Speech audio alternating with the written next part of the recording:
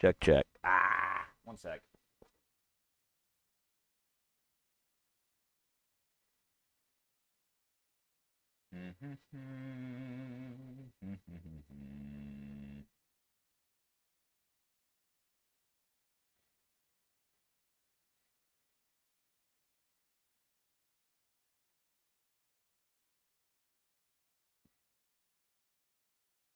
Okay, check now. 1 2 1 2. We should have changed over to a different mic. Some baloney. Baloney.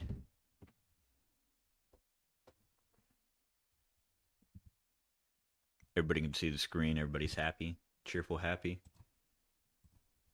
No tears.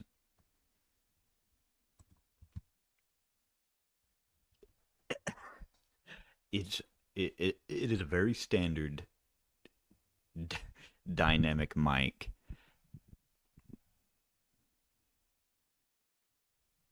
I think it should be. Am I on the left now? The right? The left now? I did drop it, moving it to this other room. I might broke it.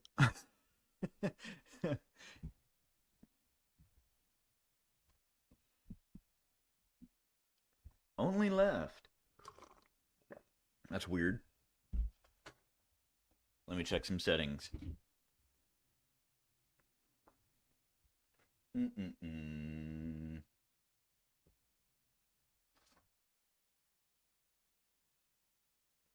Only left, huh? Most unusual.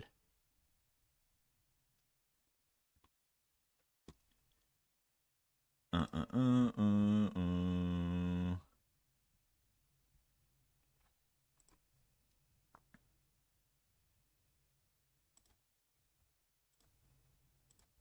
Default.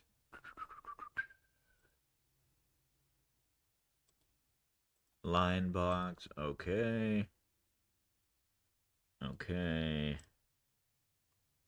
How now, brown cow?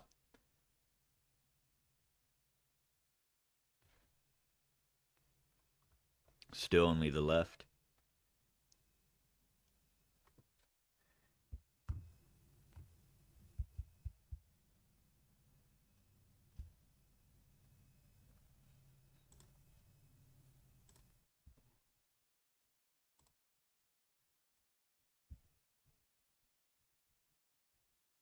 Yeah, only left, huh?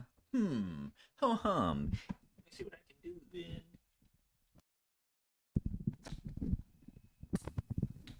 Click. Click. That's plugged in correctly. Just lock in. All right. Yeah, that's right. So you can listen to your real favorite streamer in the other ear.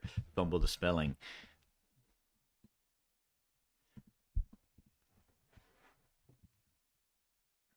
All right. Mm-mm-mm. Settings. I think I can figure this out real quick. Trust me.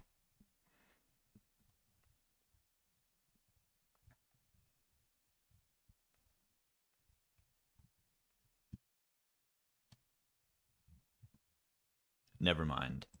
Okay. We're going to just ball with it. All right. All right.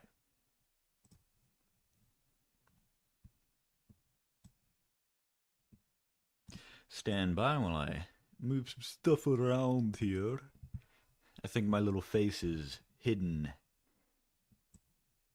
There we go. All right. What we do is what we're going to do today is we're going to go back to the origins. And what do I mean by that? Well, no, put it back. No, you got to look at me.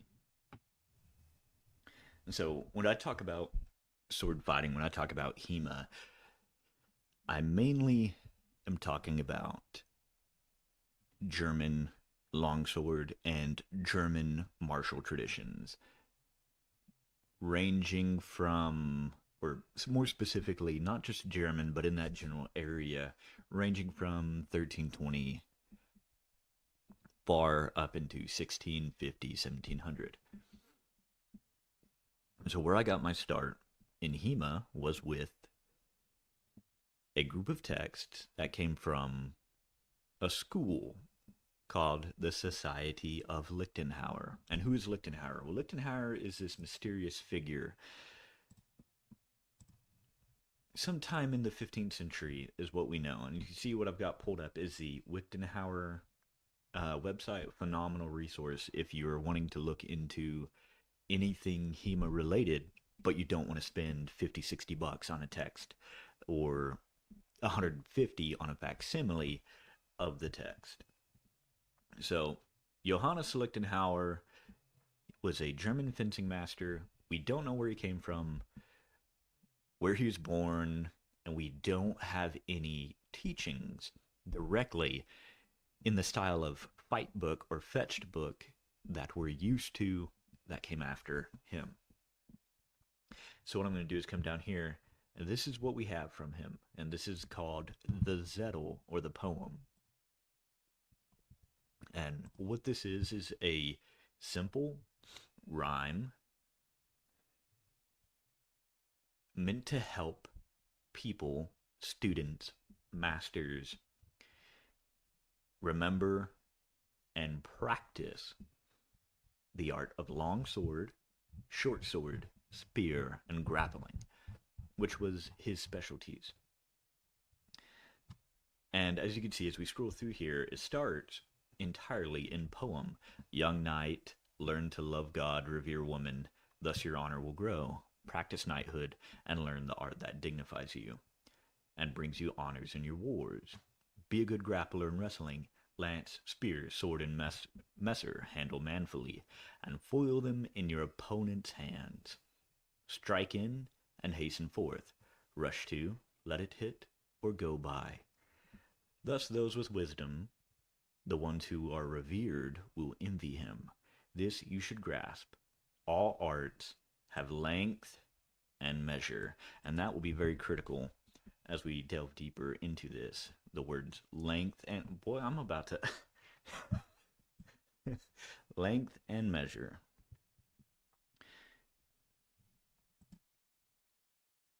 How do I time you out here? Hold up. You're getting blasted, buddy.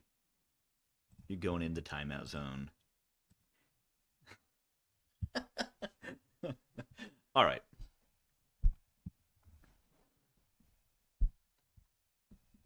So poems. The Germans aren't really known for being masterful poem writers. And when we think of back to the 14, 13, 1200s, we don't really think of these people being, shall we say, literate or educated or even artful. These periods are called the Dark Ages. And it's not for the reason a lot of people think. They're called the Dark Ages because we lost, or we don't have written records that many of this period. And the ones we do have offer us a really good dive or look into a vibrant, thriving people who, though they do not seem to be as, shall we say, enlightened as the Renaissance, shut up. As the Renaissance, what we do see is that these are an educated, intelligent people. So the best example, what I'm going to do, is particularly in the case of fencing, is I'm going to come back and I'm going to find I-33. And this is a manuscript written. We think about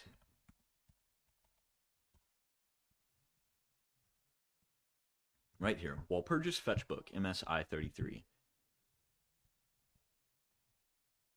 We don't know who wrote this. And we have suspicions, but we don't know who wrote this. And this dates back to about 1320.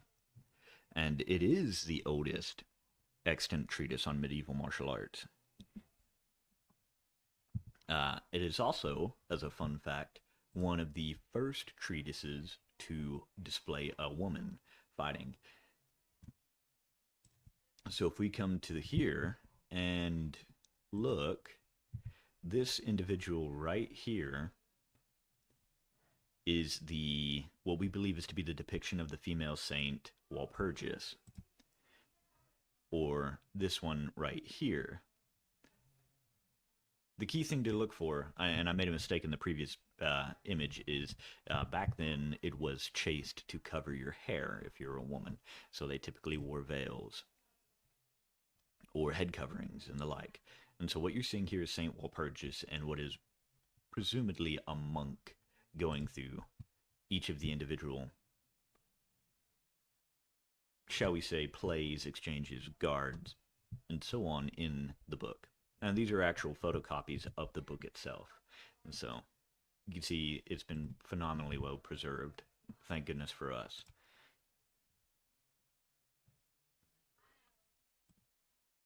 Oh, you love one. Me too, dude. They're my favorite thing. Second only to my homies. All right. So this concept of a uneducated people is pretty out of date, pretty unproven. And so when we resume back to about 1440, 1450, wherein you have the Fellowship of Lichtenauer, and that's a group of individuals, and I'm going to go to this page for you. You can see here that were involved with teaching the quote-unquote style of Lichtenauer.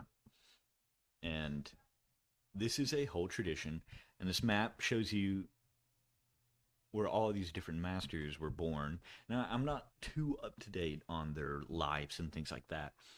My main focus was particularly the, shall we say, application of what they wrote. But, so the individual known as Lichtenauer wrote the Zettel. At least that is the only remaining piece of literature we have from the individual. We don't know if there's anything that exists in private libraries or not, and every day something new comes up and gets translated. And so it's good to stay watching here and seeing what's going on. It's good to watch, see what happens, see if any new text are translated. That gives us better insight onto what is happening. So, the Fellowship of Lichtenauer. Who are they? What do they do? It's a group of masters, and by masters I mean fencing masters, and these are men who made their career of fencing. That was their day job. They would go around, they would travel city to city, or they had patrons.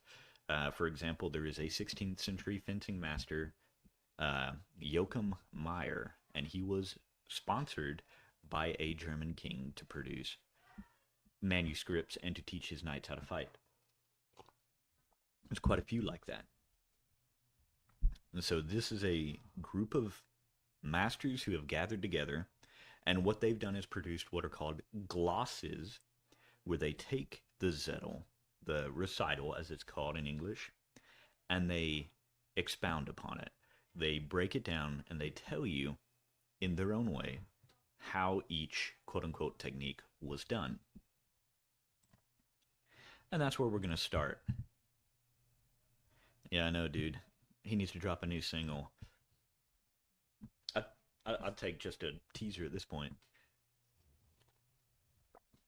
So, a majority of my study was in the Society of Lichtenauer and that style of German longsword. At the same time, while this is all going on, there's another group. Now, we don't know who wrote it. We don't know how long ago it was wrote, but we know it was roughly in the time of Lichtenauer that have produced a manuscript called Gladiatoria. And so what we know about this is this appears to be a entirely contemporary but unrelated martial tradition that developed in Germany at the same time as Lichtenauer's, and specifically focused on judicial duels and fighting in armor.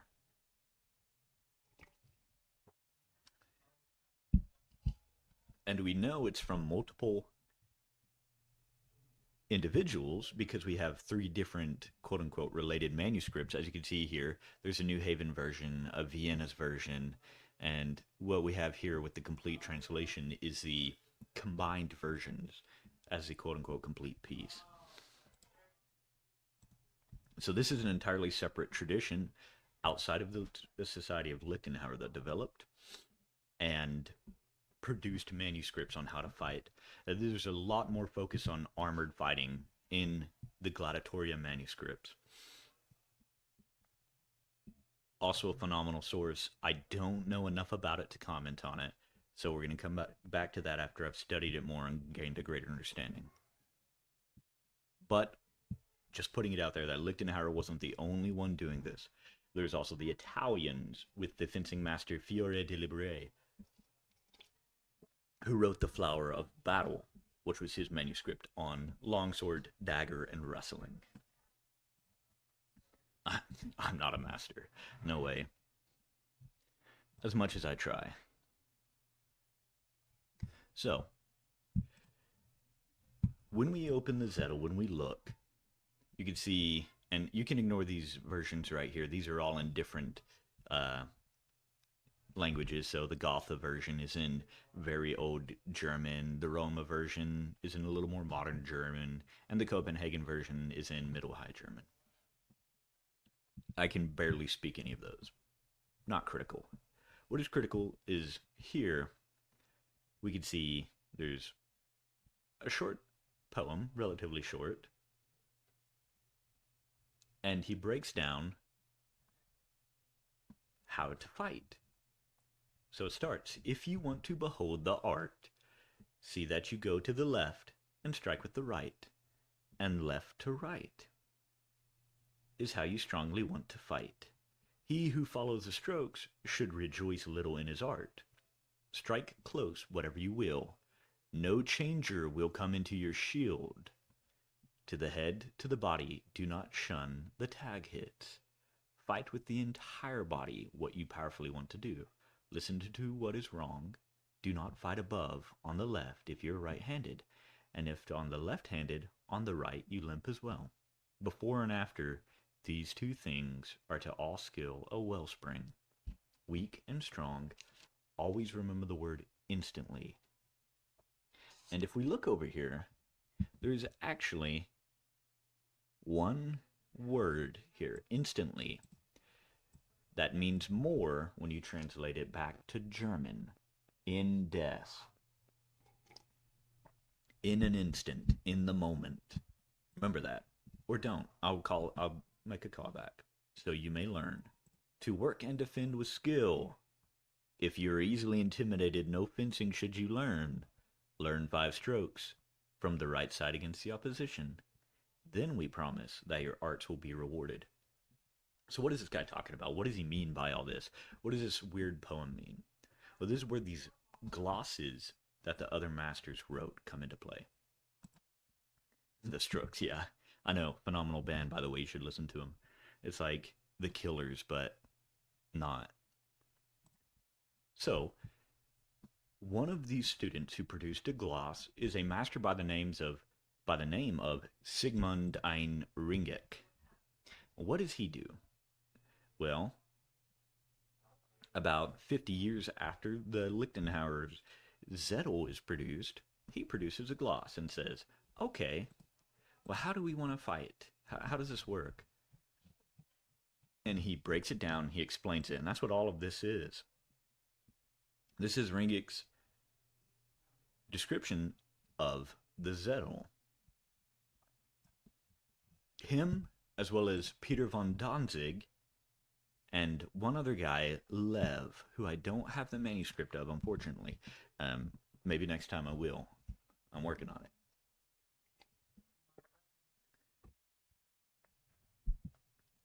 Here we see he's breaking down in these segments, and this is translations by a Christian Trosclair back in 2015, which is currently the best one, the most practiced one of today in most HEMA communities that do historical. There are more translations coming out, but I'm not going to reference those just yet. So you can see the foreword, it's a little different than the original Zettel. But here he has a text. If you wish to examine the art, go left and right with hewing. and left with right, that is, if you desire to fence strongly. And here you can see Ringik says, note, this is the first lesson of the longsword, that you shall learn to hew the hews properly from both sides. That is, if you otherwise wish to fence strongly and correctly, understand it thusly. When you wish to hew from the right side, so see that your left foot stands forward. If you then hew the overhew from the right side, overhew meaning a cut from above, any cut from above is called an overhew, be it straight down, have a little angle to it, any cut from above is an overhew. So if you then hew the overhew from the right side, so follow after the hew with the right foot. If you do not do that, then the hew is false and incorrect, because your right foot remains there behind. Therefore the hew is too short and may not maintain its correct path. Below, to correct the other side, in front of the left foot. So the hew is too short. What does that mean? What is a too short of a hew? Not necessarily too short of a U, too short of a hew. Well, if we harken back to Lichtenauer, where he talks about all arts have length and measure, so too, in the art of longsword, is there length and measure. And length and measure are different, but they're both equally critical. Measure is a breakdown of the lengths you can reach things. What is my measure? Measure means that is the distance I can engage someone with. So if you are in my measure, that means I can fight you, I can attack you, I can perform actions against you. Length is how far something can work. So if a hew is too short, you did not get enough length on your hew, you did not get enough length on your cut, or you did not get enough length on your thrust. Basically, you whiffed it. It's alright, you're short enough to stay under my measure. I can't even see you. So, length and measure. So what is he talking about in this big paragraph? What does he mean by, if you then hew the overhew from the right side, so follow after the hew with the right foot? Well, it's pretty simple. If you've done any boxing, if you've done any martial art, if you've done anything like that, you know, if you're right-handed, you keep your right hand back. And you keep your left hand and your left foot forward. That's so you can drive your whole body behind a punch or something. In a similar manner, so too with the longsword. You keep your dominant arm and leg back. And that is your base, very base stance for throwing a cut, a thrust, a hew, anything like that. You keep your dominant foot back. Just plain, that should be your default stance. And why is that? Well, that's because if you do not drive in with enough force, you're not going to do anything. It's pretty simple. You punch somebody, not stance up, you don't have a good form. When you punch something, you're not going to hurt something too much. That's where this form, this sort of movement, and this progress comes into play. And so why step with it? You know, wouldn't it be safer just to stay there and extend out, use the length of the weapon to cover you? Yes and no. That step, as you come down, propels the longsword into your opponent. And that can have a multitude of benefits, which we will get into as I continue. The same when you hew from the left side, and you do not follow after the hew with the left foot, thus the hew is also false. Therefore note, from whichever side you hew, that you follow after with the same foot.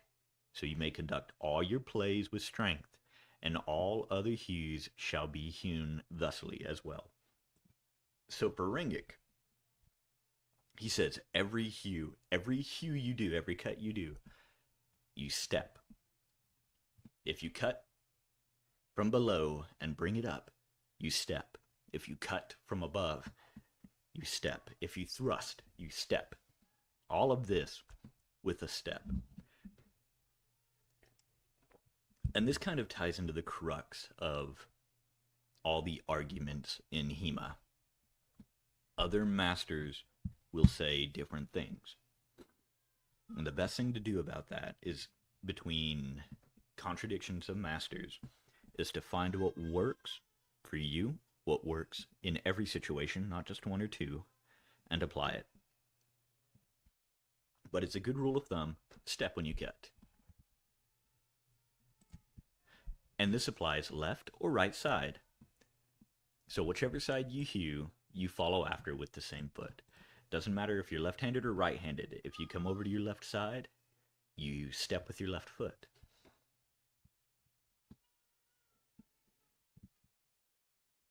And here, we see as he takes another snippet, again, the text about a lesson. Whoever chases after hews, they allow themselves to hardly enjoy the art. So what does it mean to chase after a hew?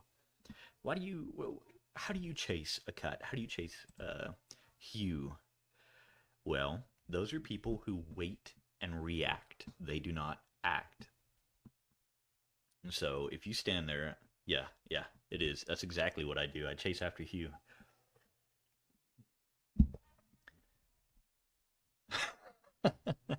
So when you chase after a hew, you're not fighting, you are defending, which is almost antithetical to the German mindset behind HEMA, behind the art of the longsword. They have these concepts called the vor, the nach, the indes.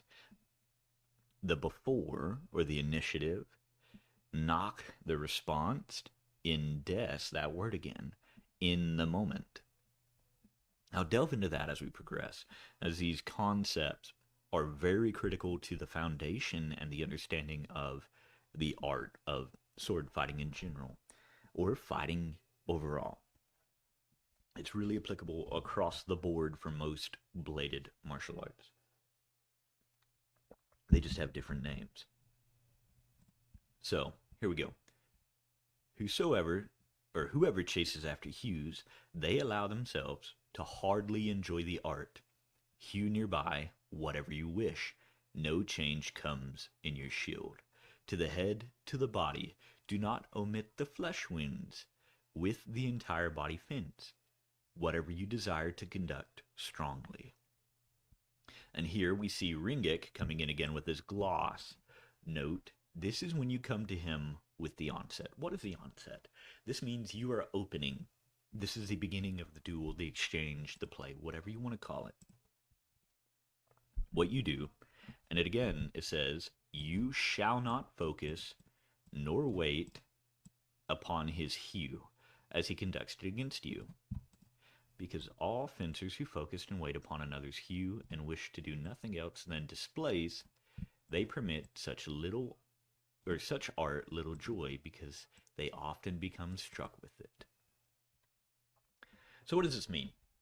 When he talks about shall not focus nor wait upon his hew as he conducts it against you, he's talking about if somebody throws a strike at you, you are not to wait for him to strike at you. You're not to focus on him until he does. You are to be the actor in this scene. You are to be the one to make the act, be it throw the first cut. When it talks about all fencers who focus and wait upon another's hew and wish to do nothing else than displace, when we talk about displacement, there's a couple different terms. Here he doesn't mean the actual technique of absetzen or abnehmen, and we'll talk about those probably not tonight, but another night. What he's talking about is simply parrying. And what is a simple parry? In HEMA, it's a common term that's thrown around. What is a simple parry? Well, a simple parry is when you instinctively react and move your sword to knock the other one out of the way.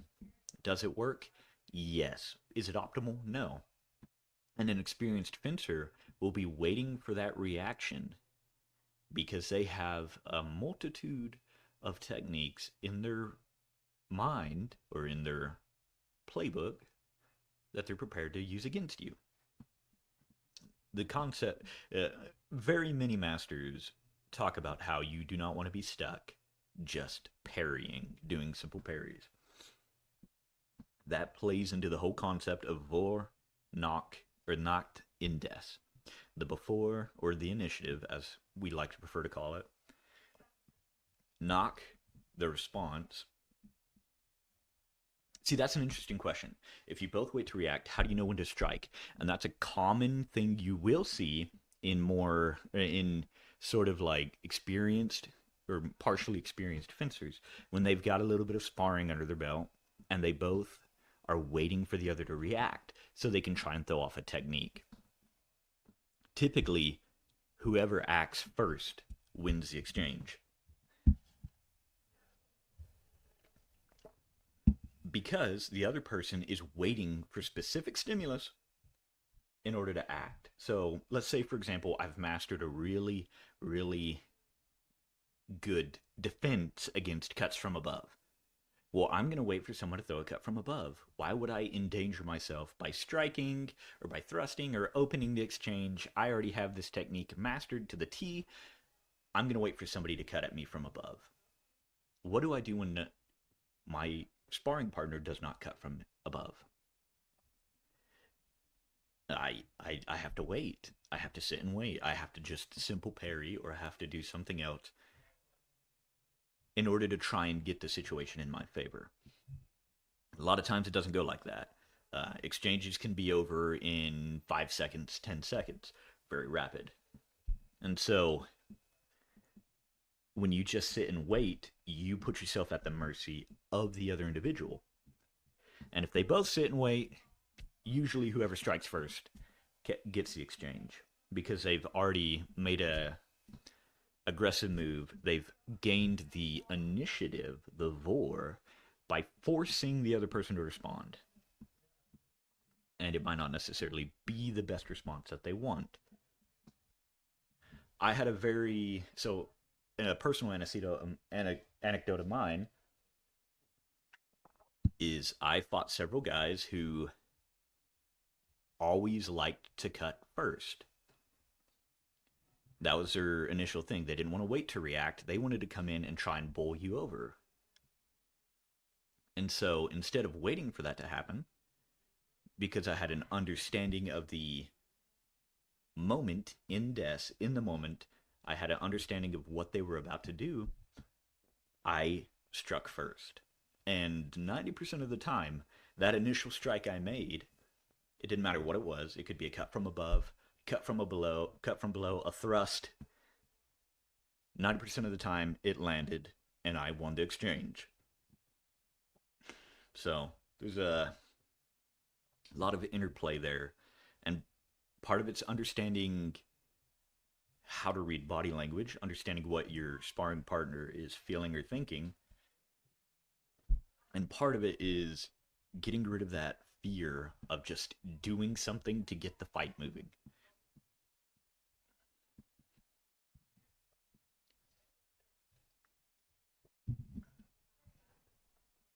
90% of it's mental. And the rest is just practicing the techniques over and over and over again until you don't have to think about it. And the other 1-2% of it is sparring so you can actually pull it off.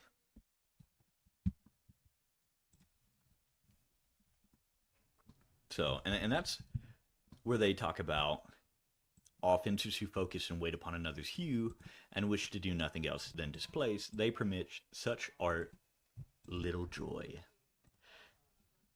And that's what Ringic means, is when you reduce the art, and they did view this as an art, there's an entire group of people during this time period called the Children of the Sun, and they dedicated their lives in worship to the art because they believed it glorified God.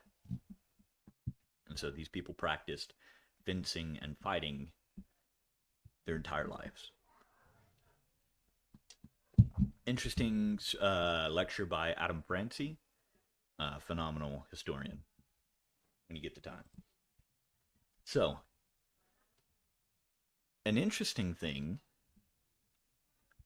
as you see here, you shall note that everything which you wish to fence, conduct it with the entire strength of the body, and cleave him in with that nearby to the head and to the body, so that he may not change through in front of your point.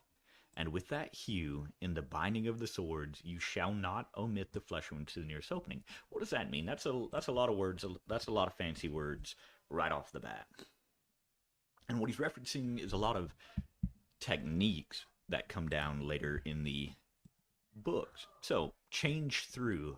What is it changing through? That is a Dirk Laufen, or my bad. That is a starts with a D. What is the word? What is the word? Changing through. I can't remember for the life of me the German word for it. I used to know it. But changing through, what is that? That is when you change your direction of your blade. So let's say I'm cutting to you. And as you bring your sword up, I see you're bringing your sword up to do a parry. I'm changing through my cut, through my attack, through my hue, and moving that plane. So all your cuts should be on one plane in space. That's the idea. It comes down, straight line, you get the best result. By changing through, you are adjusting your angle, moving around an obstacle, be it a sword, and you usually end it with a thrust. Why with a thrust?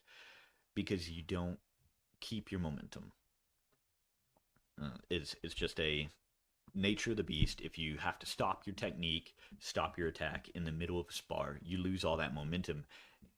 Your best bet is to immediately deliver a thrust.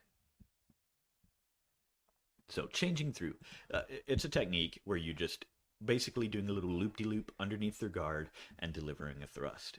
Pretty simple. So when he talks about cleave him in with the nearby, or cleave him in with that nearby to the head and to the body, they're talking about a specific part of the body. They're talking about that part on where your neck and your shoulders meet. Right there are your traps. And we aim for that because as we cleave in with strength, if he is cleaving in with strength, I will catch his blade right there on the flat, drive it down, and my edge will drive into his shoulder. That's the whole reasoning behind that. Is you're just coming in, you're getting a mechanical advantage on him, and you're overpowering it. And here, where it says, in the binding of the swords, you shall not omit the flesh wounds to the nearest openings. What are flesh wounds? Well, they talk about flesh wounds in reference to slicing. Think of like how you'd slice a piece of chicken or something like that. Instead of a chop, like a hew, a slice involves a dragging motion. You see those when, say we cut in, our blades meet, we bind, which is where the blades hit and lock together. Binds are a real thing. They happen, but they don't happen long. So if we bind, but if I can rotate my blade up and lay it across you, as I withdraw, as I drag it back across your skin, I can cut you.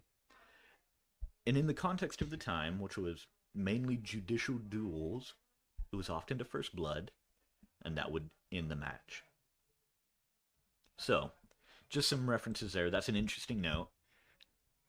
But, that's just extra stuff. So, again, here, what is bad for that?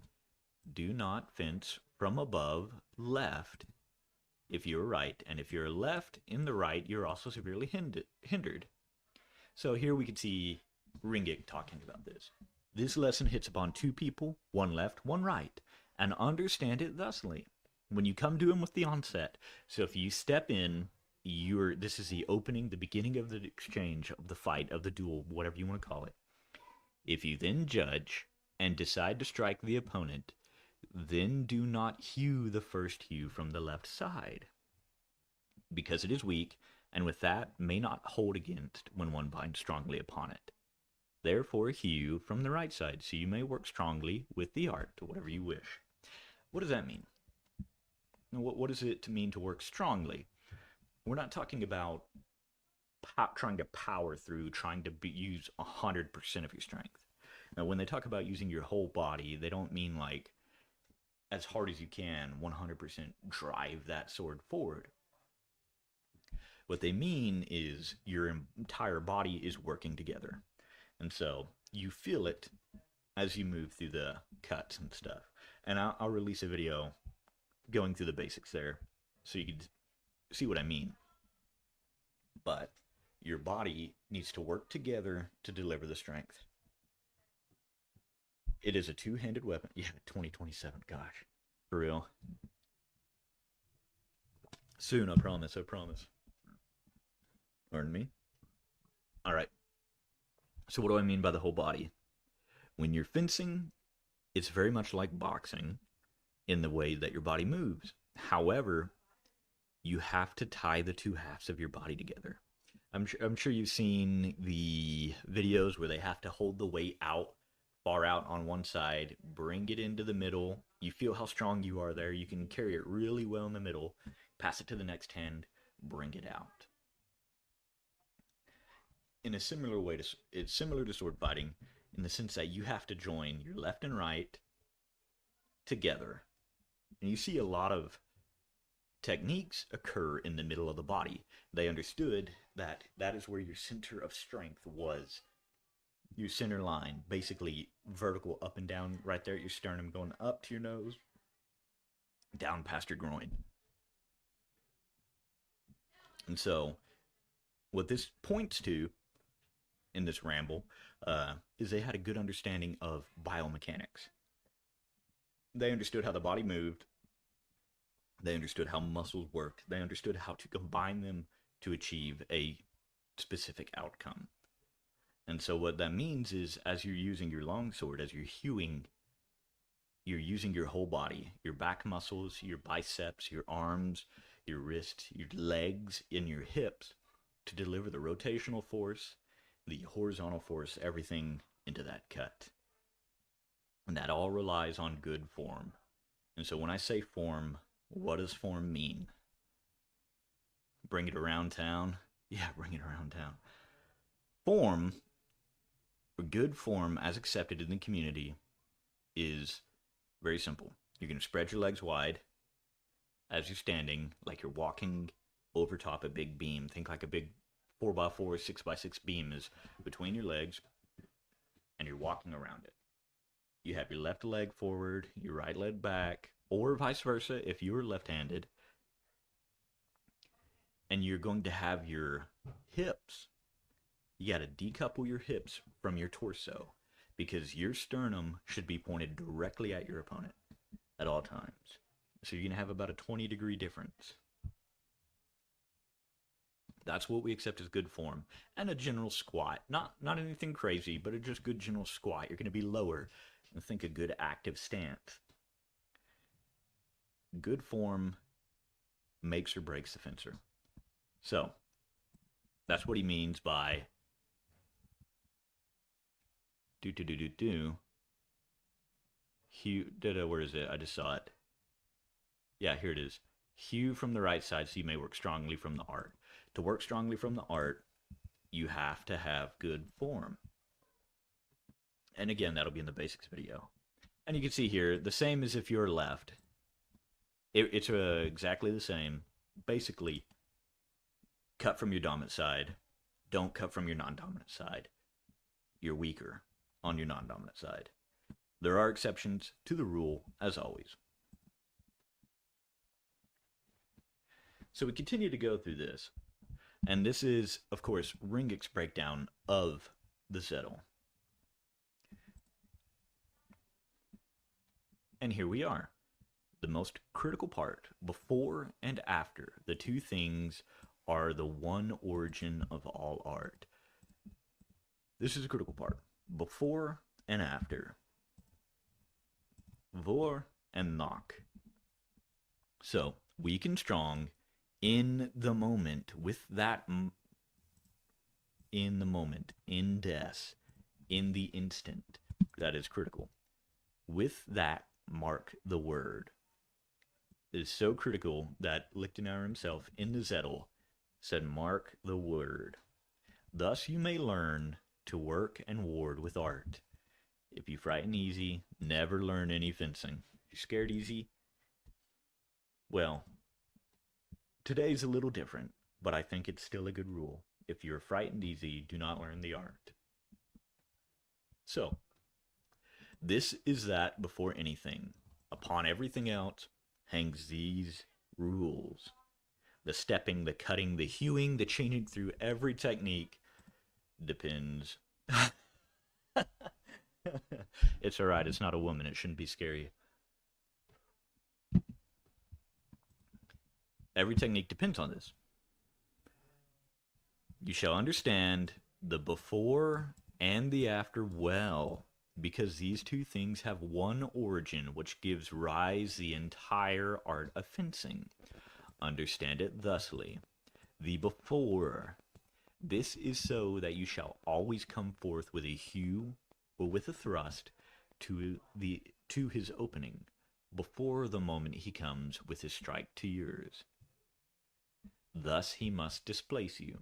Then work swiftly in the displacement in front of you with the sword from one opening to the other, so he may not come before your work with his plays. But if he runs into you, then come forth the wrestling. We'll get to that. So, you shall always come forth with a hew or a thrust to his openings. That is the cusp of German fencing. You must always come before with a thrust or a hew. What is the before? That is the initiative. You are the first to make the move. You start the match. And by doing that, you control the flow. That's the whole concept behind the before, is you have put the impetus to respond on your opponent. And a masterful fencer will make the opponent respond in a way they want. And that's the crux to being a master at fencing, is beginning the fight with it in your control. So, that brings about the other word. The after. What is the after? So here we see, if you may not come into the before, then wait upon the after. If you do not seize the initiative, if you don't take the fore, if you aren't the first to strike, what you wait is for the knock, the after. And that is the break, the pause between all plays your opponent conducts on you. When he comes before, such that you must displace him, so swiftly work in the moment, in des, in the instant, with the displacement to the nearest opening. So you hit him the moment he accomplishes his play. What does that mean? Why this displacement? What he's saying is, if an opponent strikes you, you must hit him in the after, in that break between plays, and regain the before, the initiative. It's sort of like a game of cat and mouse. You're constantly chasing to keep the vor. Your opponent is constantly chasing to find that after, that opening, to seize the vor from you. So how would that work in an exchange? Let's say someone opens an exchange with a cut, a hew. In order to respond, you must come in with a displacement, a parry, or something of the sort. The best option is what's called a master how, a master hew. And what these are is these are techniques that are taught. These are cuts that will beat any simple cut. For example, pardon me, my goodness. For example, there is the Zornhau, the Wrath Hew. This will beat any cut from above. So saith Lichtenhauer, so saith Danzig, so saith Ringek. If somebody cuts at you from above, you, in that heartbeat as they open, respond with a Zornhau, a Wrath Hew. And in doing so, you make your response, you find the after, you find the opening. You wound your opponent, or you force them to displace you, and in doing so seize the vor. And that is the crux of the fight. Think of it like an argument. I make my point, be it a sword point or a hew. You respond, be it with a displacement, which keeps you on the defensive, keeps me in the vor, or you respond with a displacement that pushes me to displace yours. Therefore, you gain the vor, I gain the knock. And what is the key that keeps these two things together? In the moment, in death. And so your decisions in the moment affect whether you gain the vor or the knock. Think of it like a flowchart. In the moment, I respond with such technique.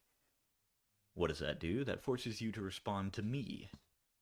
I lose the vor, I must regain it. Sort of like that. There's a lot of theory right now.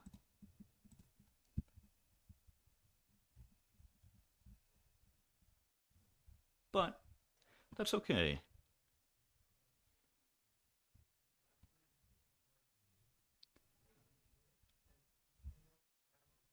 Any questions so far? Anything like that?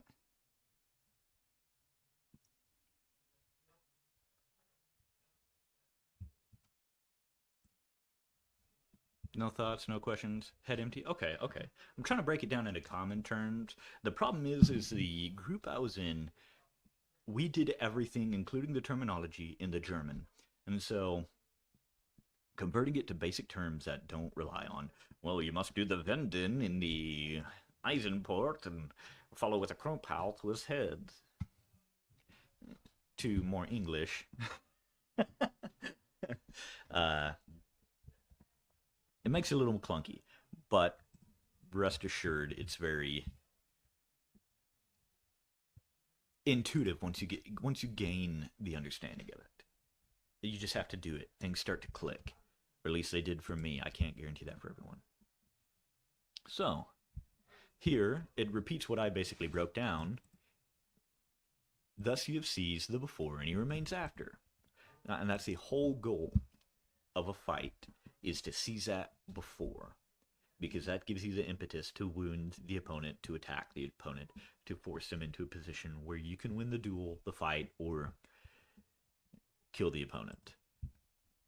You shall also note in the before and after how you shall work with the word in the moment, according to the weak and according to the strong of his sword, and understand it thusly. Here, when they talk weak and strong, you see an understanding of mechanical principles and material principles of swords. The sword has its strength from the hilt of the sword up until the middle of the blade, and with that you may resist when someone binds you thereupon. From the hilt to the middle of the blade, you have strength. When somebody cuts at you, when somebody pushes on it, when somebody tries to push through it, you will be able to resist and stop them. And this applies to everyone.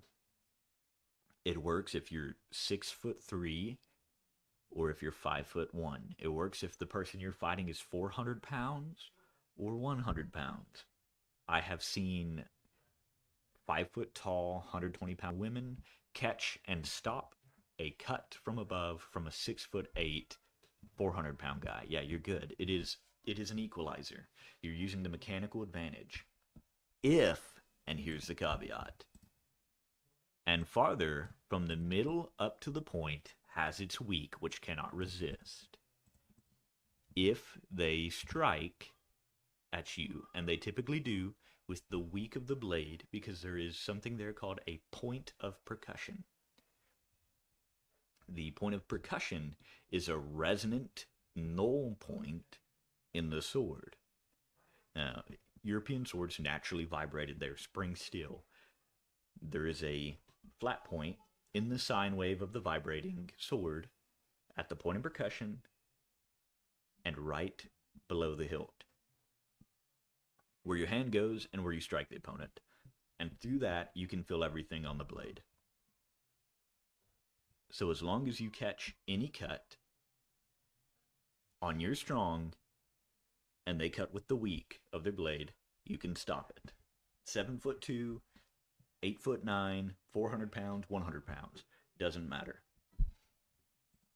And this isn't me touting some mystical Chinese nonsense. This is Verifiable facts I have seen and I have felt. So, that is what he means by fencing to the weak and the strong of the blade. You may, as you see, Ringit continues on, and when you understand these things properly, you may properly work with art, and it will protect yourself and furthermore teach princes and lords so that they may remain or may properly remain steadfast with the same art, in play and in earnest. But if you fear easy, you should not learn the art of fencing, because a fragile, discouraged heart, it does no good when it becomes struck by any art. Very good little rhyme there. It is something you see in sparring a lot. If they don't have the impetus to fight, they will be timid. They won't have the aggression required for this, and they will, without fail, resort to reacting. Not to stereotype, you typically see women lean towards this more. They don't have that testosterone to put them into that drive to fight, compete, to kill. But there are some men who also do the same. They, when you step into the ring, they freeze up, they look you in the eyes, and they can't go toe to toe. This guy. Mods, take him to the ball crushing machine. So, it's a common thing. That's right, dude. That's right. They're going to rotate your burgers. I'm going to put them back on the grill till they're well done. All three of them. So when we talk about a timid heart, it doesn't necessarily mean you jump easy, but if you don't have the force of will or the mentality to step into a fight and to fight, you're going to struggle. And people do struggle with this. When you step into the tournament ring, things get serious. People's blood gets up, their adrenaline gets up. And if you're not willing to step into the fight or flight, the mentality of your fighting, that's when you get hurt in a tournament. And I've seen it. I've watched this guy get his shoulder dislocated pretty badly. The dude could scratch his other armpit with his arm if his arm worked after the dislocation, because he was not willing to get into the mentality to fight. It happens. I've had some guys who are clearly hyper aggressive who step into a fight and they're fighting so hard they're blowing sparks off their opponent's blade. So different fighters, different people, different reactions. It's something to be expected, something to be ready for. The best thing I can advise is being calm and in control. You don't want to be over aggressive. That can be manipulated and exploited. But you don't want to be too passive, because then you give the initiative to your opponent. Temperance in all things. So, learn 5 hues from the right hand against defense. So, pardon me. When we talk about 5 hues, actually, here's what I'm going to do. I'm going to go get me a drink because I've been talking for an hour and a half nonstop now. Be right back. Y'all get a drink, go take a piss or something.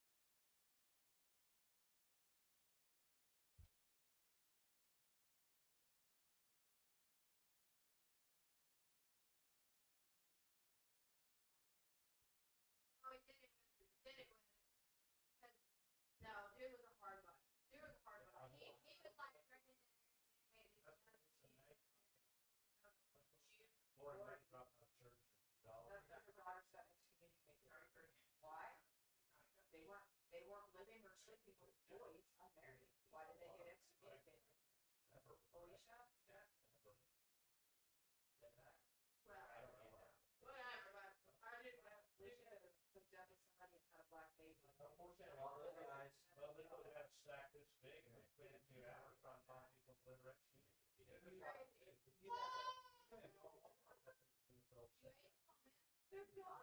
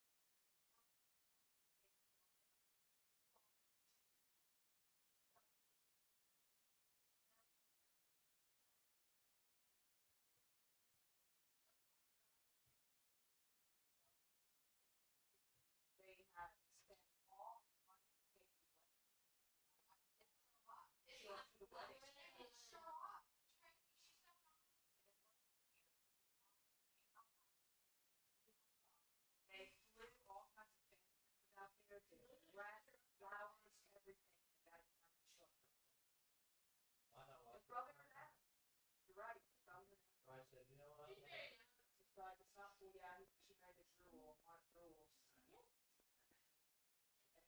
Those guys, I hate to say it, but I'm quite familiar with those guys, those type of guys.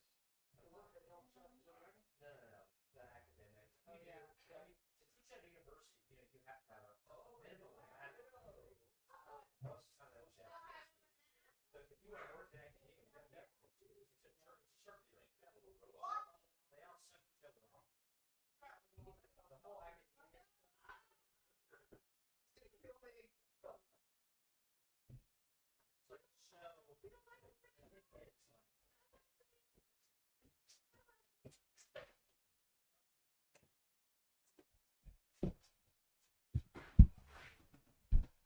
Ah, all right. Okay, I'm back.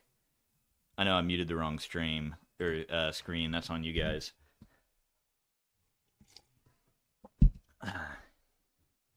Okay, where was I? Where was I? I feel better after. Yeah, it's all your fault, dude. I'll blame you.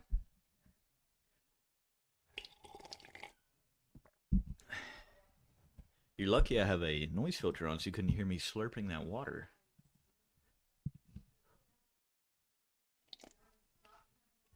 Oh, maybe that one went through. Okay. Let's see, where was I? Okay, the 5 hues. What does he mean by 5 hues? In HEMA, we consider these the master hues.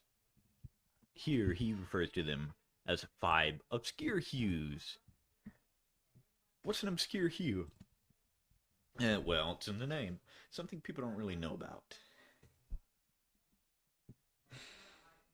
So, burp. Golly, burp.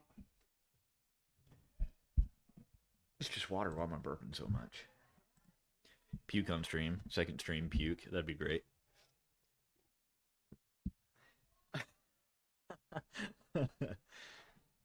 Probably the protein milk earlier. Okay, obscured hues. Here he says, many masters of the sword do know nothing to say about this. That you should not learn to make other hues. Win from the right side against those who arrange themselves against you in the defense. And if you select one hue from 5 hues, then one must hit with the first strike. Whoever can break that without their harm shall be praised by the master of the recital, because his art shall be praised better than another fencer who cannot fence the 5 hues against it. What do they mean? What are they talking about? The 5 hues are kind of the crux of the school of Lichtenhauer, the tradition of Lichtenhauer. They're the 5 master hues that define you as a master swordsman. In the time, if you could fence with these and fight with these without taking harm, you were considered a master. It doesn't seem like a lot, but that is a very difficult thing to do, particularly the take no harm. In a fight, things get messy. When you step into a spar, when you actually begin to do techniques at speed, that is when your ideas of how good you are quickly fall apart, and you find yourself defaulting to very basic techniques. That's where you see people perform basic parries. You see people do just basic cuts from above, cuts from below. There's no art, which is why we spar. That is why we test ourselves. We spar and we drill. So to be considered a master, you must be able to fight, use the master hues, the obscure hues, and take no harm. That is the signifier of a master fencer.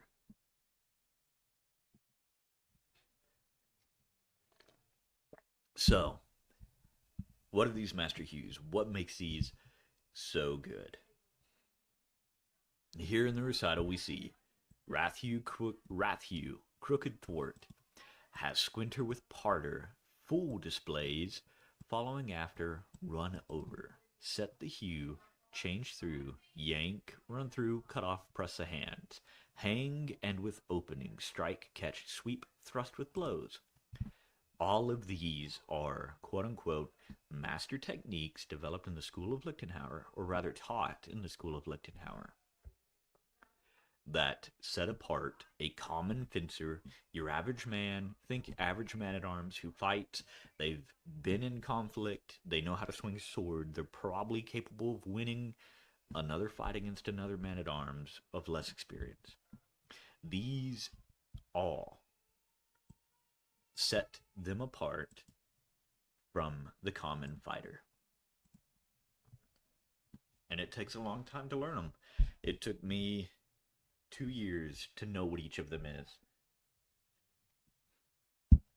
So, note how the first hue, called the Wrath hue, the second hue, the Crooked hue. So we have Wrath hue, we have Krumpau, Zornhau, Krumpau, Hau meaning hue, Zorn for wrath, Krump for crooked. We have the Thwart hue, the Zvechau, the Squint hue, and I'm going to refer to them by their German names because they feel more natural to me as we go throughout. What is the Squint hue? The Schielhau, the Scalp hue, the Scheitelhau. The sixth they are the Four Guards. The sixth. What is the sixth? The Four Guards, what are those? So we have Fool displaces, following after Run Over, Set the Hue, Change Through. What are these guards? So in German longsword there are 4 guards. You have Vom Tag, sets the hue, or from the roof, the dawn. That is your basic upright stance. Sword is pointing up. You have Flug, the plow. There's another stance, and I'm gonna release a video. I'll have a basics video you'll see a visual of all of these. Essentially, you're bringing your blade down, you're putting the point towards your opponent's face, and you're keeping it in your pocket. That way, this will make more sense when you come back, having seen the video. You have Alber. What is Alber? That is the Fool. That means you point your tip of your sword down. Think like the plow. Point up. Your pommel and heel is right around your waist, except you point the tip down. Why do we call it the Fool? You will see. And the last one is Ox. What is Ox? Yep, only 4 quote unquote official guards. Everything else are called secondary guards. There's more. You have Einhorn, you have Ox, you have Eisenport, Stronghoot, Nabenhut, Vexelhut. There's a bunch of other guards, but these are all secondary, and here's why. Because every secondary guard is just a snapshot of you in motion from one technique to the other. Nabenhut, the side guard, is the motion you make as you come from a cut from above and prepare to throw a cut from below. You don't hang out there. You don't sit in Nabenhut with your blade behind you just waiting. It is something you do in the moment, in death, as you're preparing to follow up with a cut or a thrust or some other technique. Same with Vexelhau. Vexelhau is you dropping down from a cut and you're flipping to cut with your false edge of your sword. And that'll make sense later. Just 4 guards. Seems simple. The hard part is not hanging out in a guard. If you sit there and wait, people know what you can do from any particular guard. If you're in Vomtog, they know you can cut from above. They know you can thrust from above. And they know you can parry a lot of stuff from above. So they're probably going to try and cut you from below.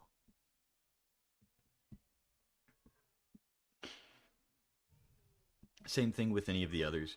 If you're hanging out in Alber, people know your blade is down. You can probably do a snap upwards and thrust to their middle, things like that. They know they just have to keep your blade suppressed and they can win. So don't hang out in guards. They're useful, but they are not permanent resting positions. I say this as someone who has a bad habit of hanging out in guards. The floor displacements. What are the displacements? Those are your parries. I'll go over those in a minute. The following after, the running over, these are all Hauptstücke, chief pieces that go into becoming a master fighter. So, the Rafu. This is a common one, and I actually have a theory that all the Oberhaus, cuts from above, the basic ones that are taught in HEMA classes today, are Zornhaus. The only difference is timing. We are taught to cut from the dominant shoulder towards their non-dominant shoulder and hit them. Nice angle cut. We're not doing straight down. We have about a 20-degree angle. Cut in, hit them in the shoulder. If you change the timing on that, and by timing I mean the timing of the fight, to where you respond to their Oberhau with your own, by half a tempo, you perform a Zornhau. And here's why. Understand it thusly. When one cleaves in above from his right side, so also cleave in a Rafu with him, with the long edge strongly from your right shoulder. If he is then soft upon the sword, so shoot in the point forward, long to his face, and threaten to stab him. What does that mean?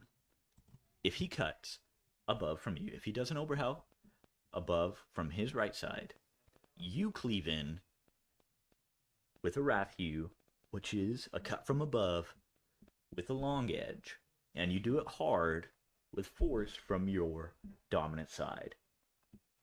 You strike the weak of his sword, which is what he means if he is in soft, or if they do not cut as strongly as you. Then you push his sword aside, you drive it down with your force, and then you thrust him with the tip of the sword in his face. What happens when you do an Oberhau into their Oberhau in the same tempo as you would with a Zornhau? The same thing happens. You cut in, you hit. If you get your tempo right, you catch the flat of their blade, you drive their sword down, and you thrust them. My opinion, A standard Oberhow and a Zornhow are only different because of timing. And there's some techniques like that where the only difference between them is the timing of the fight, whether you're in the before or the after. And a Zornhow will always be a technique you perform in the after. So, that is a Zornhow. Cut in strongly, push their blade down, thrust him in the face. Seems simple. Takes time getting the tempo down. And here we have a bunch of different plays from the Wrath Hue. Things you can do, things how you can adjust it. Those we'll do later. Do.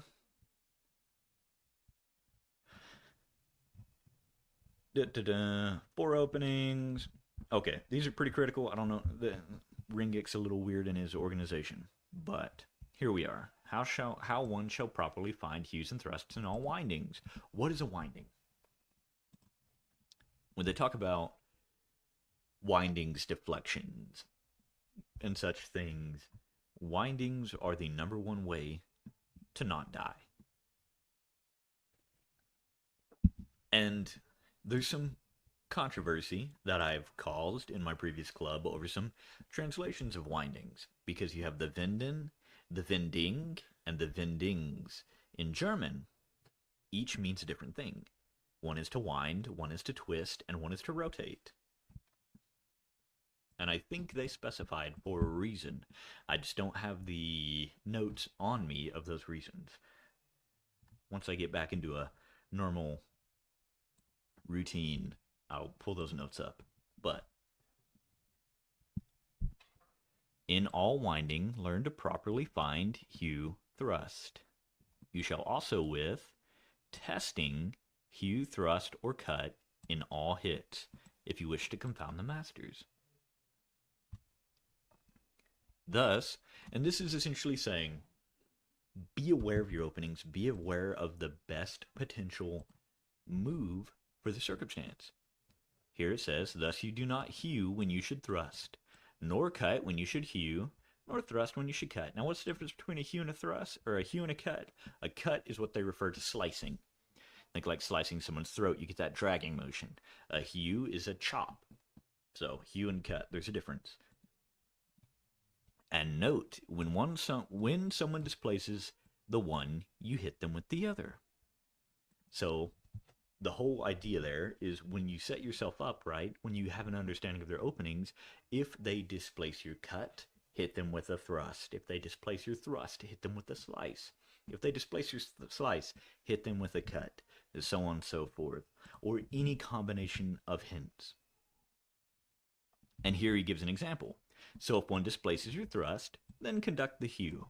If someone runs in, then conduct the undercut into their arm.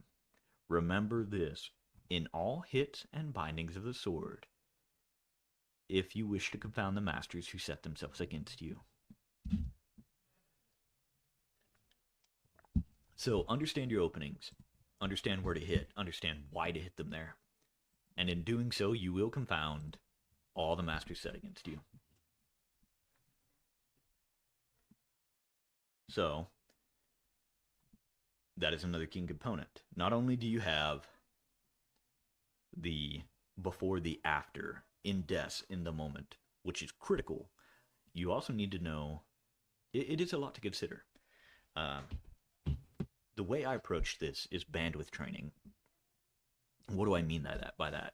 What I do is I break down my practice into segments to where I can do one thing without thinking about it. It's muscle memory. I will default to that when my brain has to focus on other things.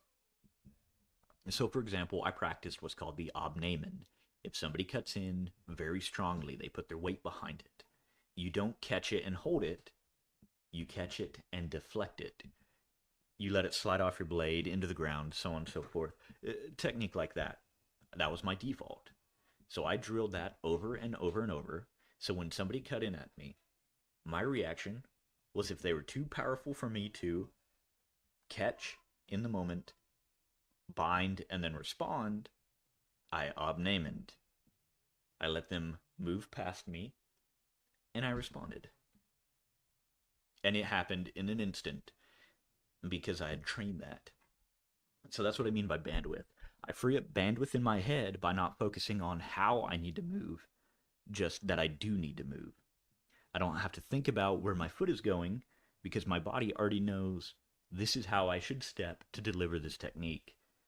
And that frees up more mental capacity to watch my opponent, to read and react to what they're doing. That's the way I approach it. It takes more time, but it delivers better results. In 2 years, I was going toe to toe with people who'd been doing it for 6 years. So it's really a level of dedication that you have to put into it. You'll get it out. So effort in is directly related to effort out in this case.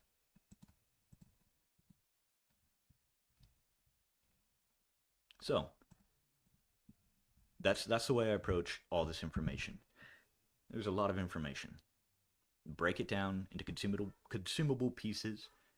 Do the movements till you don't gotta think. Move on to the next piece. And piece by piece, you build that jigsaw puzzle, and you can win the fight.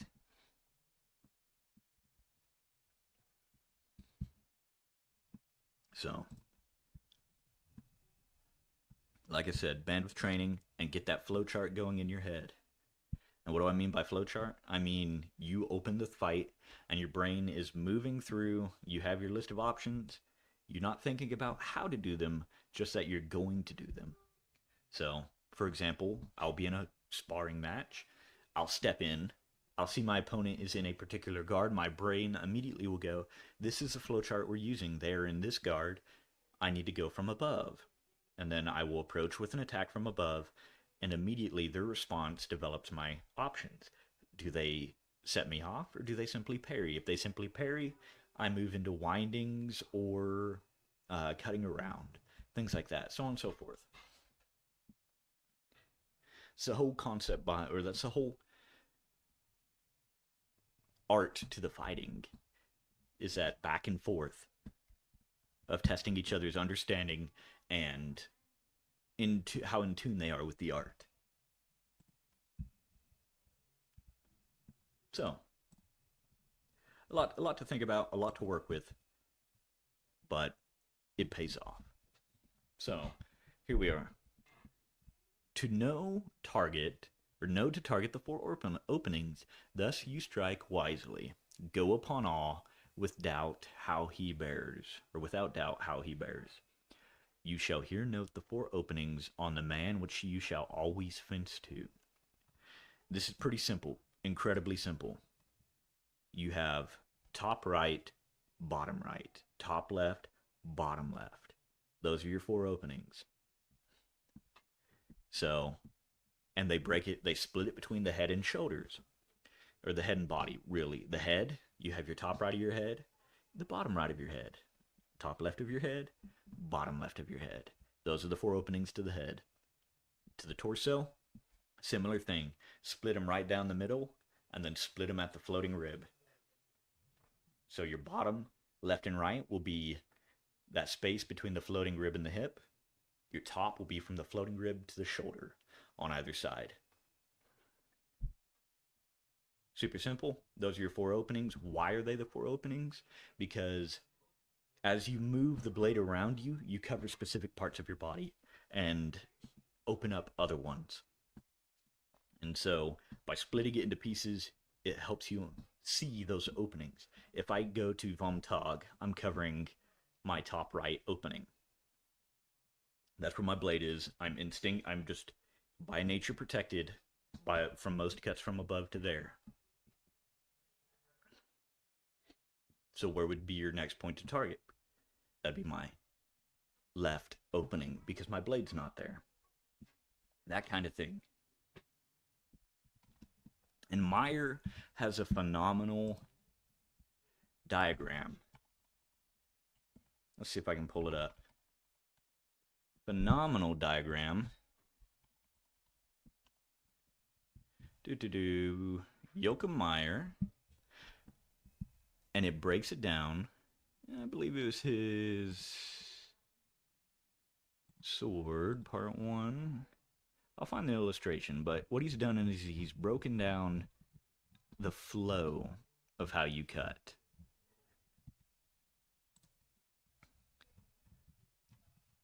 And now this is a more contemporary work. Dun, dun, dun, dun, dun. Might have been a Solmes treaty. Sword. This may have been a little too early. Meyer was about 1650. This was more sport at that point than killing people. With the tradition of Lichtenhauer, it was still very much fighting. Here we are. Nope, not that one. That was his Dussac, which is also a phenomenally fun thing. Maybe his personal manuscript. Here we are.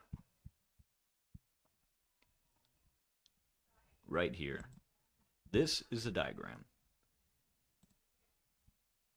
It looks intimidating, but all it is your angles and how you follow up. So if you're making a cut here, it will follow through here. 1, 2, 3, 4. 4 quarters. And in his book, he describes it. So A, right there, that's the face line. That will strike the face. B, right here, that's the shoulder line. You cut along that line, it'll strike the shoulder, so on and so forth. There's a lot of, diagrams. I know they make sense now that I'm showing what they mean. And this is a binding and winding diagram. That's way more complicated. We won't get into that yet. It is incredibly complicated. But key thing to remember is this diagram right here shows you your cut lines all the way through, from cuts from above to middle cuts to undercuts to face, shoulder, torso, legs, limbs.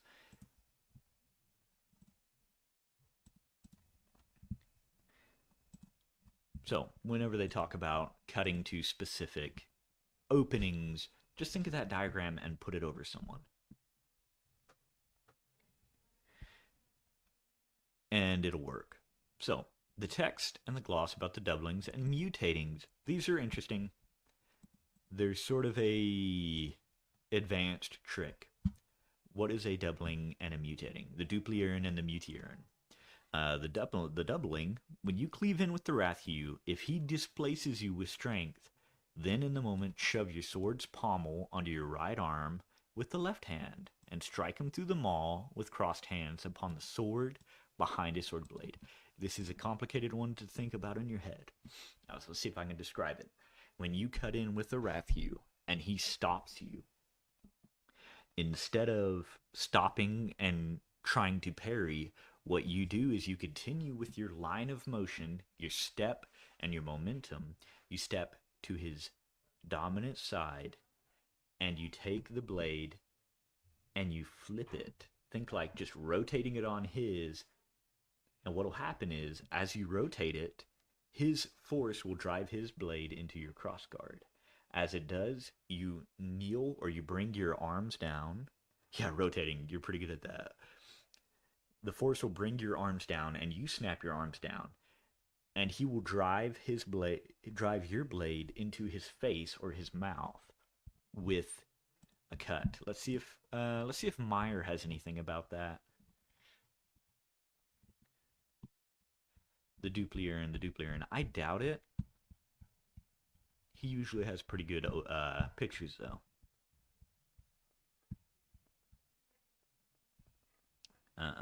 They're pretty violent. I think, I guarantee Talhofer does, but I'm not going to focus on pictures today.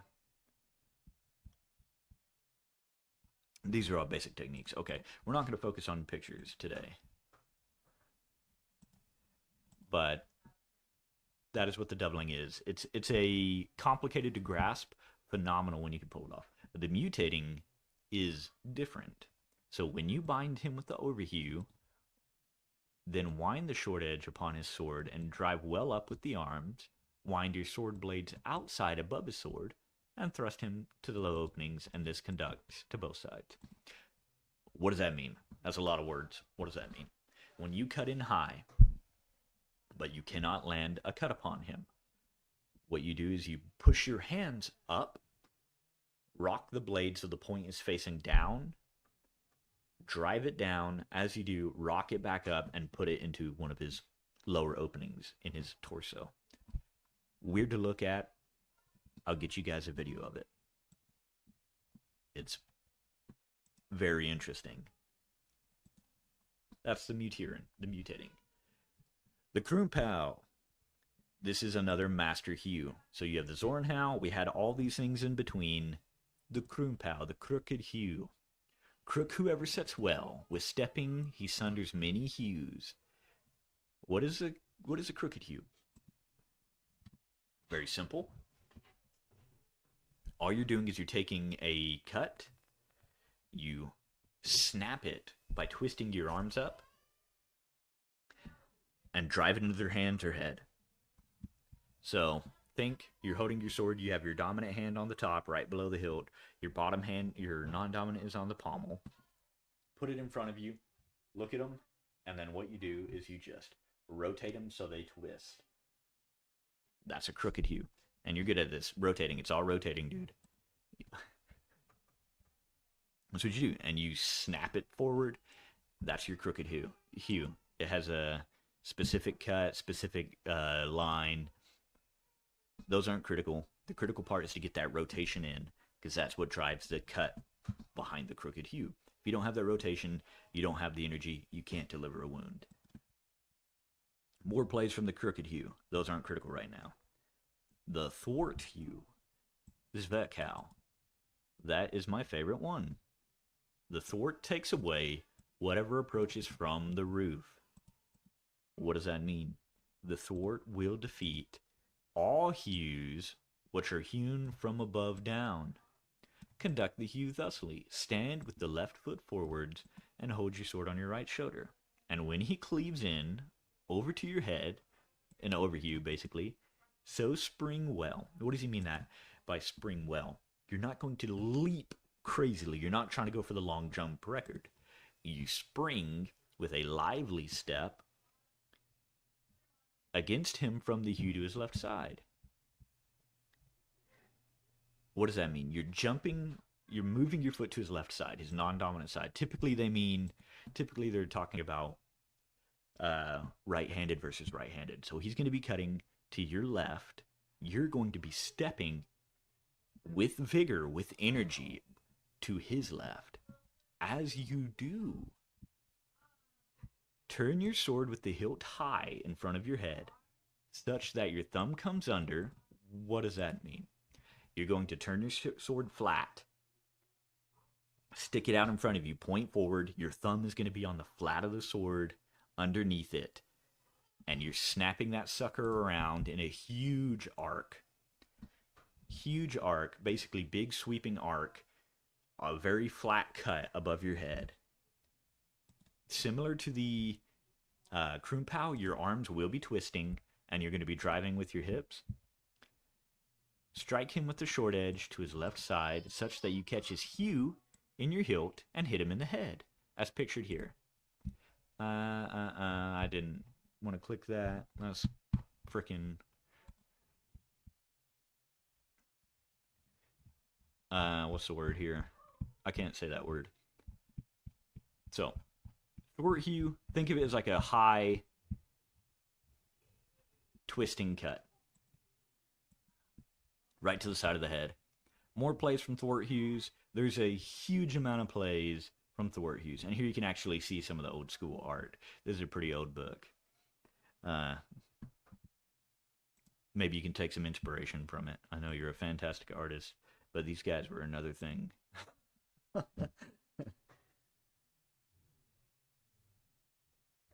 So,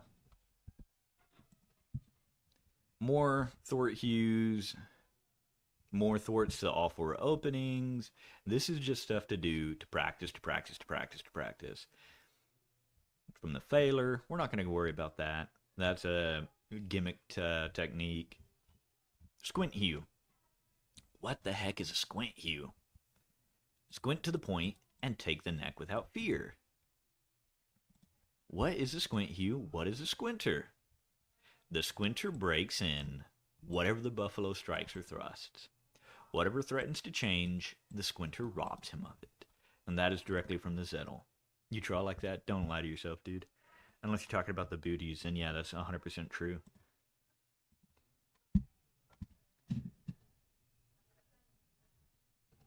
All right. Squint hue. The squinter is a hue which breaks in the hues and the thrusts of the buffalo who acquires victory with power. What the frick is a buffalo, man? We're not talking about the animal, the creature that roams in plains. A buffalo is a type of fencer who always charges forward. They strike strong, as hard as they can. They try to use their strength and power and aggression to win the fight. Rush in, bam, bam, bam, swing as hard as you can, beat them down, and slay them. The squinter stops that. And I can attest to that. I have a personal anecdote I'll tell you once we go through this.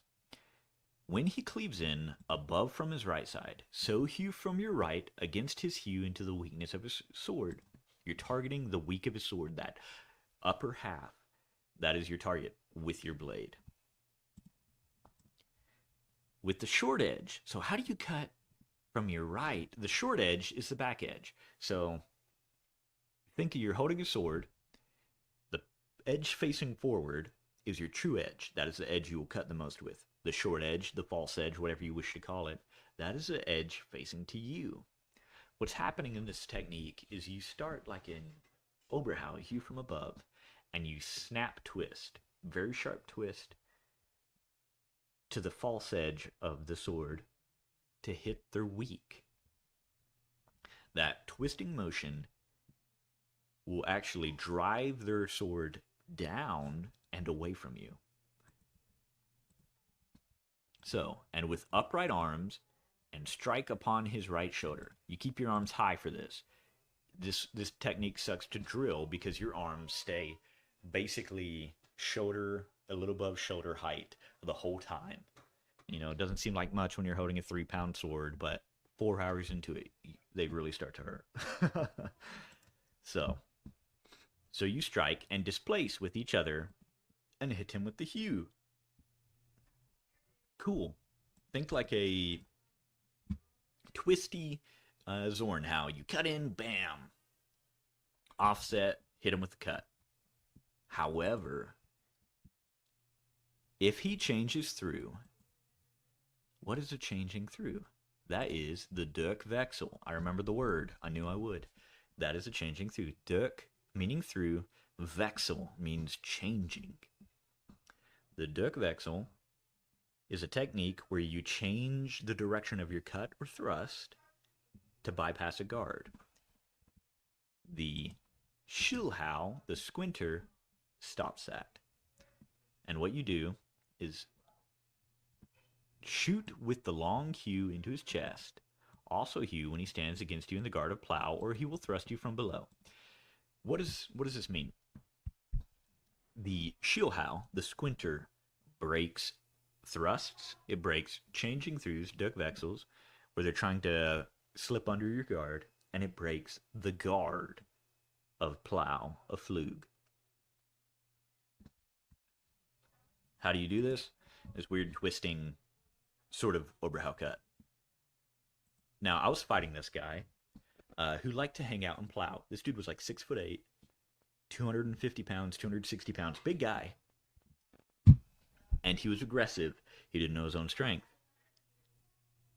And the Schillhau is mechanically such a strong cut that when I threw one and I thought was a reasonable velocity or reasonable force, it battered aside his blade, and the tip of my sword hit his mask and blew sparks off his mask and onto his face. Phenomenal technique. Use caution when doing it because it generates more force than you think. So, Schillhau, phenomenal technique. I highly recommend learning it and mastering it.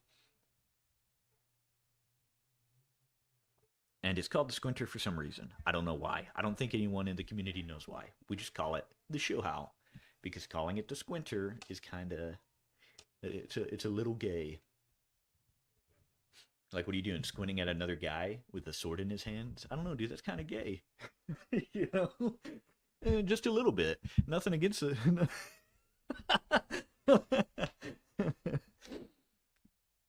Like, what are you doing, man? Squinting across the ring? Oh, come on, dude. So, Squinter. That is another master hue. And what are the key components of a master hue? What makes a hue a master hue? It breaks a guard, excluding Zornhau. Zornhau does not break a guard because it is a response. Most master hues are openers. Squint cuts, more and more, the parter. In recent years, and near the end of the club, the parter or the Scheitelhau was a personal favorite because nobody ever did it, nobody practiced to defend from it, and it is a very long measure technique. What does that mean? That means a Scheitelhau will reach further than a standard Oberhau or other master cuts. That means if you were retreating, or if I'm retreating, I could still hit you with it, though I'm now out of your measure. Phenomenal technique, very underutilized. The parter is a danger to the face. Here, note the parter is really dangerous to the face and to the chest. Conduct it thusly. When he stands against you in the guard of the fool, Alber, hew above with the long edge, down from your part to his head. If you look at these guys' hairstyle, they didn't really have a part, but think of like the classic peasant part, you know, surf maxing. So you're cutting straight down from your part to his head. With the hew, remain high with the arms. You're cutting in, your arms are high, you're coming in just straight down, classic wood split and cut. The key to this is keeping the arms high, and I'll explain why brief in just a moment. And here's the fun part.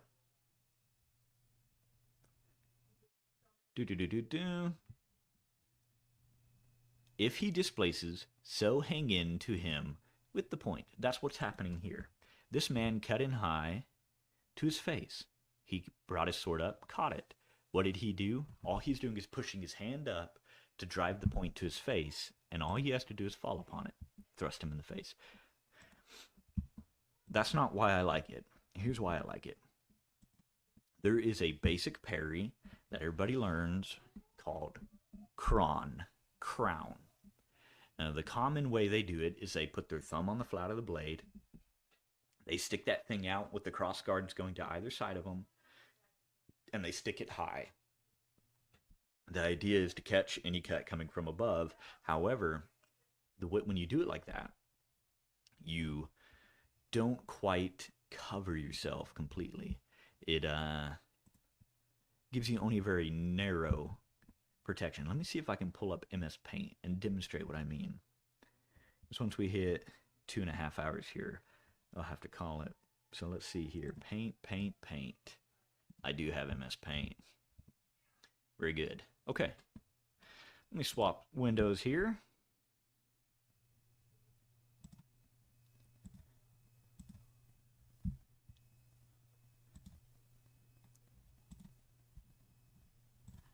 Doesn't know how to. Yeah, I know. Well, actually, it should be swapped to it. I'm just going to do this. Hold up. This is the brain damage kicking in. Bum, bum, bum, bum, bum. Window, unentitled paint. There we go. I was trying to be fancy about it, and that's what happened. Okay, so what do I mean by that? So the way they approached this was you have your basic longsword. I'm going to draw this thing very simple. Yes. So your basic longsword, and you can tell I'm no artist. So here's your basic longsword. And that is the stance I'd put it in for Kron. So you see here, they have it pointing straight up. Then they have the cross guards pointing both ways like so. And the edges of the blades will be to the side. So here's your edges of the blade. It's not edge outward. The idea is any cut coming in from above will come in, hit the sides, and be directed down into the cross guards, like so. It's okay. It's not the best. The better version of cron is this. You have your sword, and you hold it at an angle. I know, angles, right? Stop. So here's your longsword, and what you're doing... Don't shut up. I'm not an artist, dude. I swing metal sticks. So here's your longsword, and what you're doing is you're holding this. Let's say this is your head right here, right? What this is covering, and let's say your head's right here. You can see the difference in coverage between this and this. Not to scale, but the similarities are there, right? You cover more when your blade is angled like this. And if somebody cuts in from above, it doesn't matter if they aim for your weak or they aim for your strong. If they cut in from above, your blade will redirect them into your cross guard. Here, you have dominance. Once you get them there, it is very simple to bring the blade vertical, like this guard, cron, that people mostly do, and from there, you respond with a Scheitelhau. Or, yeah, a Scheitelhau. A splinter. Splitter. There's a lot of different words for it. Splitter, parter, Scheitelhau. I call it the Scheitelhau. So that was my go-to for the longest time, was somebody would cut in, I would go into that better version of cron and immediately respond with a Scheitelhau, and no matter how fast they tried to pull back, it would hit them in the face. So, super cool technique. I actually, in the last exchange I had, exchanges I had with the head instructor, before the whole club fell apart, we went 8 exchanges where we both hit each other because he did not have a counter to a cron and an honest, just straight up Scheitelhau.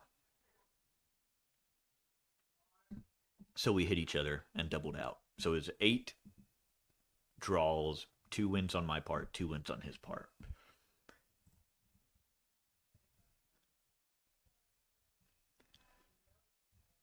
So, very interesting, very effective. And that's the Scheitelhau. I like it. It's a good technique. It really doesn't get used a lot.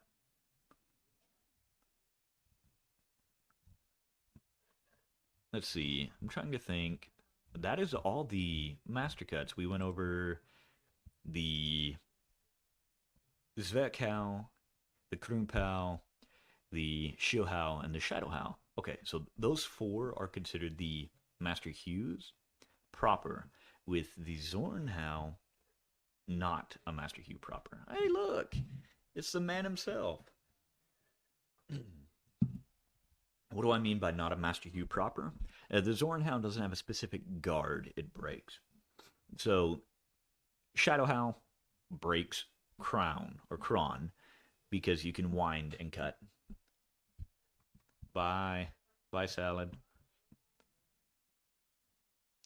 It doesn't work like that, does it?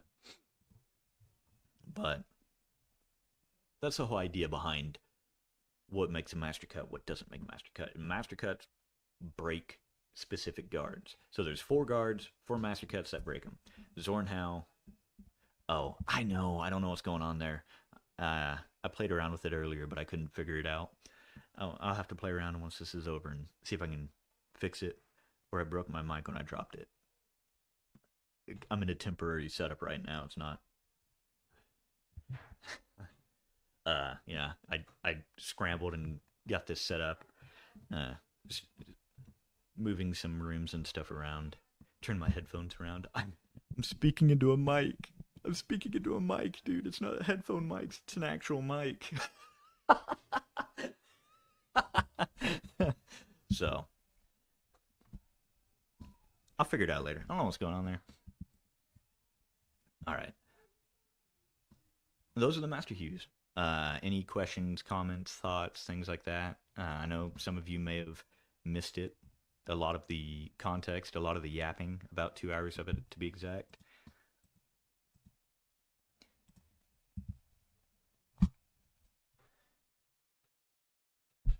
Basically, the going over the theory behind it. Um, there's a lot.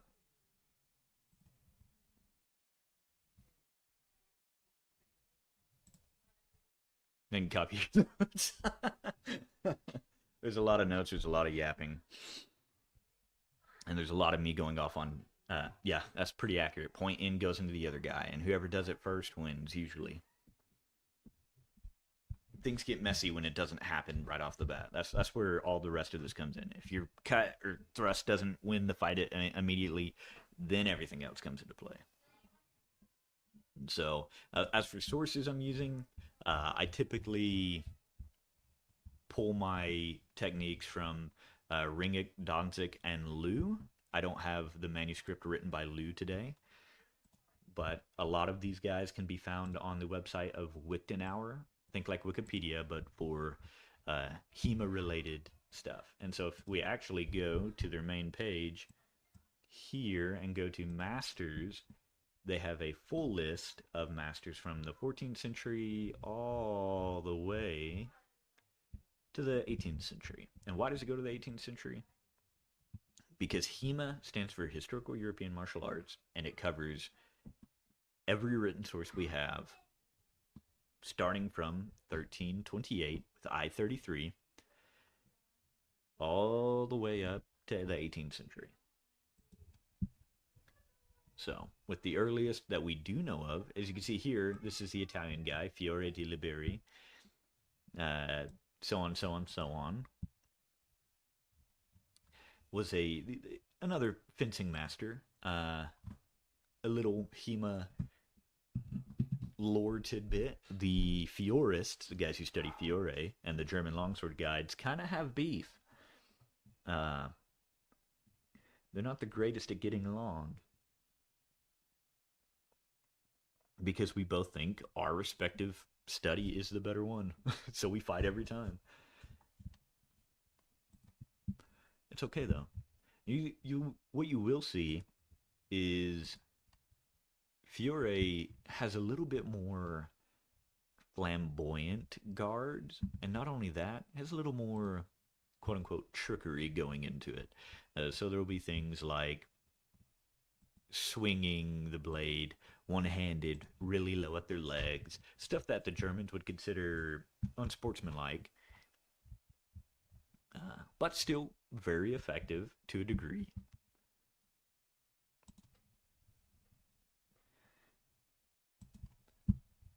That's not my area of study, though. I've done Fiore dagger fighting, but not any of the Fiore longsword. I'm not qualified to comment on it too much. Now, longsword wasn't just the only thing these masters taught. In Ringeck, or specifically Lichtenauer, you can see he did mounted fencing, short sword.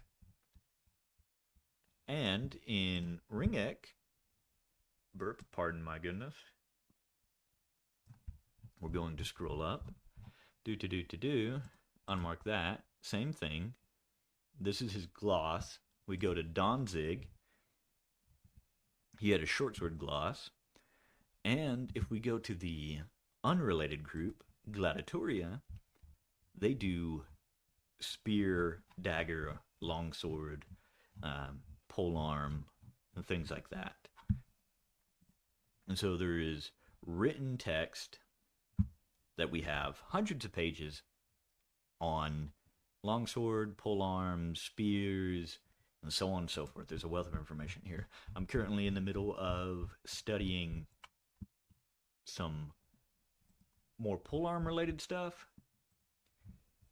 I generally stick to the masters under the Fellowship of Lichtenauer or the Marksbrüders. Why the Marksbrüders? Because that's who Tauhofer was a part of. They're a sort of more orthodox version of a fighting group, whereas the Prefectors, those guys were very much like more progressive sword fighters, very sport like sword fighters, versus a more traditional art.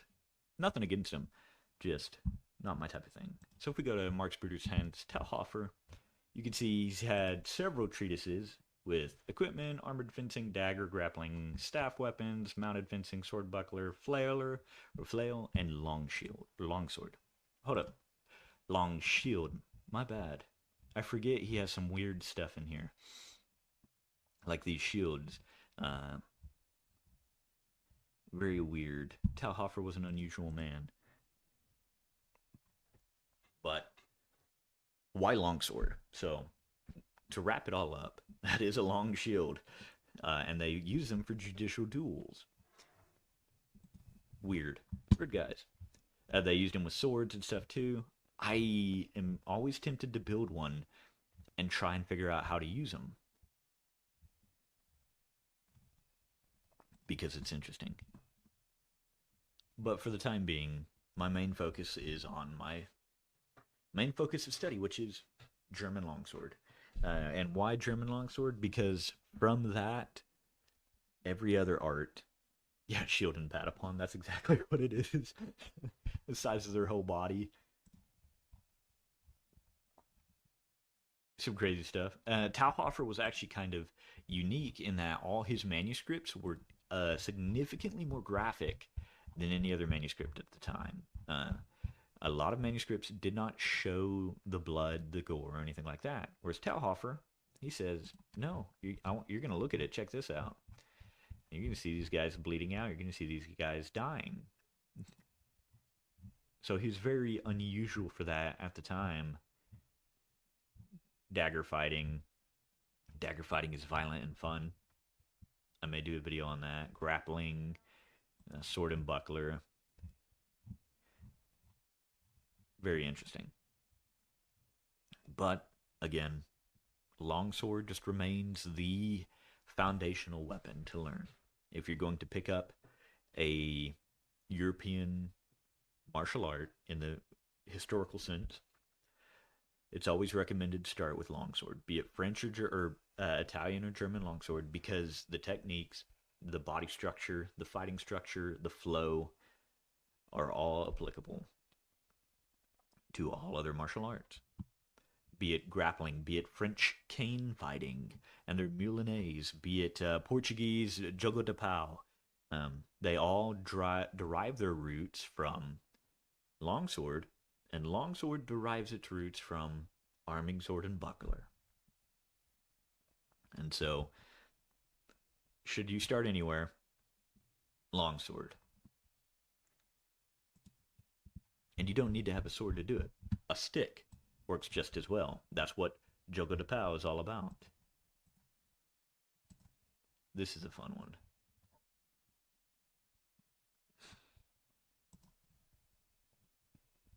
Here you can see Talhofer wrote a bunch of judicial dueling treatises. So this is where you see all those funny medieval manuscript pages. He's the guy who talked about,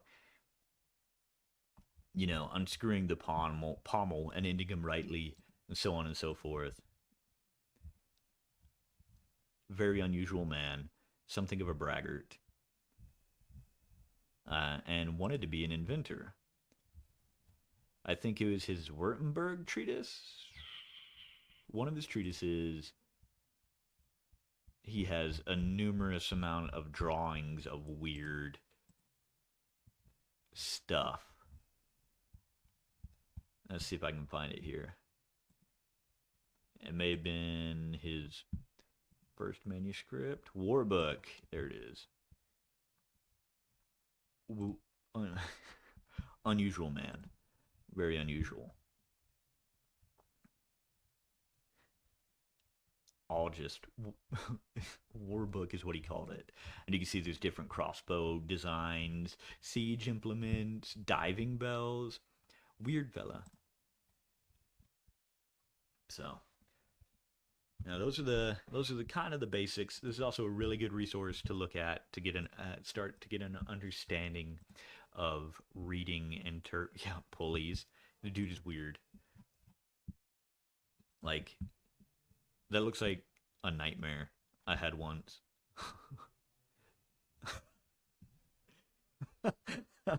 Yeah, yeah. That's exactly who it is. So Gladiatoria is also in there. They're not as violent. They're loosely tied to the Wallerstein manuscripts and things like that, uh, which are interesting, especially the spear fighting. So if you want to do more spear related stuff, I'm going to be reading into this. Once my spearhead shows up, be doing some more work out of that.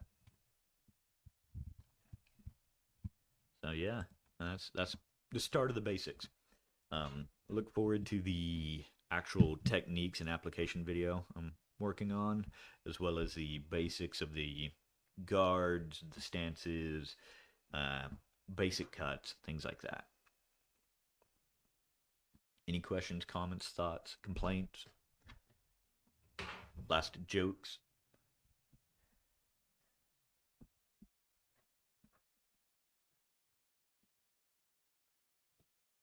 They're thinking.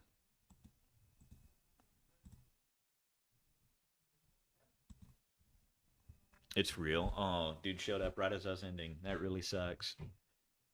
Rip, little buddy.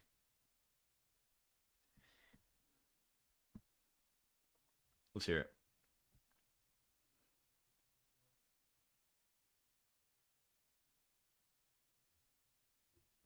Yeah, go to the bathroom. You should actually never mind. You should have went when the break was. Okay. I could see why you'd think that if you weren't just saying that to rage abate. And here's why: because the Italians were dirty fighters. There wasn't this sense of just a pure tradition of the art. There was some flamboyance to it. But on the manuscript side, the Italians used shorter longswords. And that means they had a shorter mechanical lever, which allowed them to manipulate the longer mechanical lever of the German longswords. Pure and simple. They're a little more wieldy, they're a little quicker, a little more nimble. Are they better overall? No, not really. If it works, it works. The Germans are very strict. They say, this is a technique, so this is how you do it. The Italians, yeah, if it works, man. That's why they have a technique where they let go of the dominant hand and use the non-dominant hand on the pommel to swing the blade out and catch your opponent in the leg. I've seen it a lot in tournaments. Typically, you do that once in a tournament, and then your sparring partner completely waffles your mask for being Italian. That's the whole idea, Selig. That's the whole idea. Hit the other person with the sword and win. That's the whole point. Until it doesn't work. And then that's when all of this comes into play.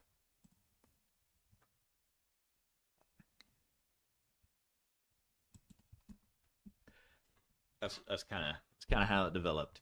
You know, the other person didn't hit the guy they're aiming at.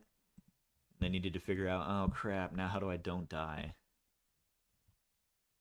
And it's very simple. 3 words. I I won't. I'm not monetizing.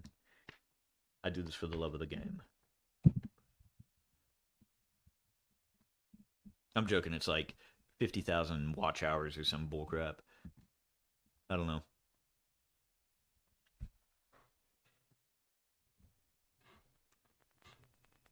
Pay you then? No.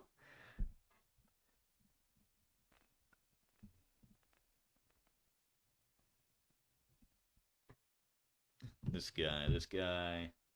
Time to get on the grind. I know. What about you? What do you want paid? This guy just wants milked. Can I pay you?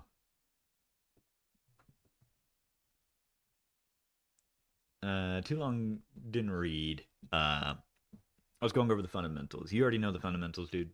I don't. You don't have to ask. Going into a little bit in depth of the master cuts and stuff like that.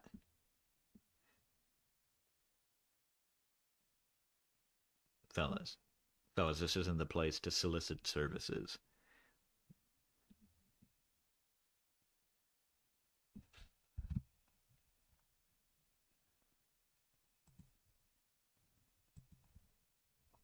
Bruh, bruh. So, all right. No more questions, no more comments. I'm gonna wrap it up. It's 2 hours and 30 minutes. Oh gosh. I can't do that. I'm not a sex pest. I can't do that. I'm sorry. I don't fit the stereotype. I mean, I. Never mind.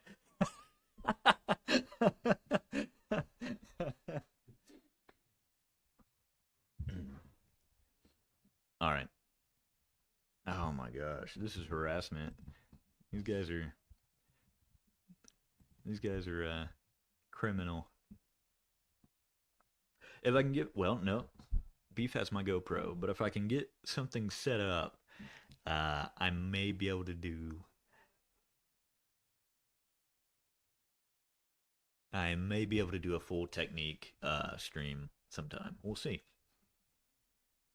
if I can get everything set up. So look forward to that in the future. He's using it for his gun videos. This guy. I'm gonna make him buy me a new GoPro. No, it'll be fine. All right. Well, that's all I got this time, gentlemen. Any other final questions, comments, thoughts? Any questions on resources for HEMA? Any questions on things like that? Places to find equipment, gear, things like that.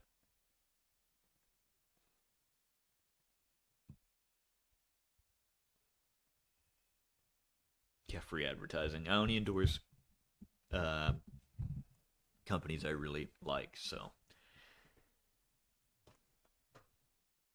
it's an expensive sport to get into, and that's okay. The Saber Manual. Ooh, Alfred Hutton. When I buy it, I will go over it with you guys. We'll go over some saber. We'll compare Chinese saber to British saber. I have some manuscripts for Chinese stuff. Maybe we'll go over that next stream, or next stream maybe a gaming stream. We'll see what we got. Ideally, yeah, everything is expensive. I know. The biggest roadblock to people doing HEMA uh, competitively or uh, compassionately is the equipment startup. When you're talking 200-300 bucks for a sword, that's entry level to train with. You're talking 200 bucks for a jacket, 80 bucks for a gorget, so you don't get stabbed in the throat. 150 bucks for a mask, 150 bucks for pants. You got to buy a cup so your eggs don't get scrambled. You know, you got to get gloves. Those are like 250 bucks, 300 bucks. It adds up. Yeah, yeah. As long as whoever you're fighting doesn't mind. Yeah, metal slab, dude. That works. I used uh I used a stick. I used a 6 foot piece of hickory for the longest time, and it worked. Typically, what I start people out on is a stick. That way, they don't have to think about edge alignment. They don't have to think about the cross guard or anything like that. They can just focus purely on the technique. It's a pure stick. As a matter of fact, if there's a Lowe's nearby, typically in the wood trim aisle over by the lumber, they'll have anywhere from 48-inch to 10 foot popular poles from an inch to inch and 3/4 thick. Those are phenomenal. They're like 10 to 18 bucks. Highly recommend that if you are just starting out. This is something you want to practice with. Or if you're trying to do pole arm, hardwood shafts are expensive, very expensive. A 7 foot hickory spear shaft could be $75 to $90 plus $20 to $30 shipping to get it shipped to you. And so I could strongly recommend going to Lowe's, going to a hardware store, and looking for popular shafts. That's easy. It's not a very tough hardwood, but for training purposes, for the cost to effectiveness, phenomenal. And you can make them a little tougher by winding them with twine and soaking them in wood glue. That'll make it a very nice composite and makes it waterproof too as an added benefit. So I typically do that for sticks I use for training, spear shafts, things like that. Cost effective, simple. It just works, man.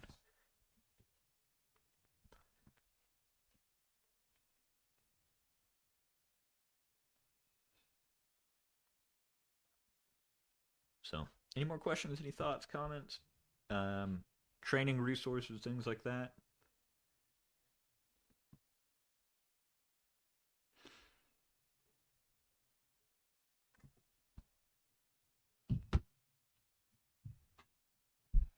Nuh-uh. He says, nuh-uh, I'm not doing it.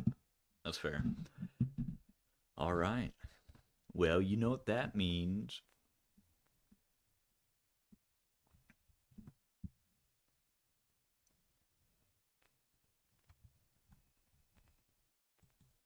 Yeah. No. Yeah. That means it's over. Last one in call. Later.